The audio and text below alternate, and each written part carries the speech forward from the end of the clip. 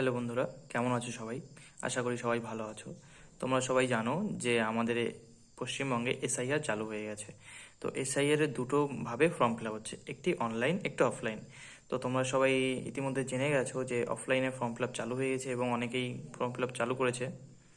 আর অনলাইনেও form fill up চালু হয়েছে, কিন্তু তার মধ্যে সবাই জানে না হয়তো যে অনলাইনে কীভাবে ফর্ম ফিল আপ করতে হয়। তো আজকে সেই বিষয়ে কথা বলবো তোমাদের সঙ্গে। তো তোমরা দেখতে পাচ্ছ এখানে ভোটার লিস্টের যে ওয়েবসাইট রয়েছে, অফিসিয়াল ওয়েবসাইট।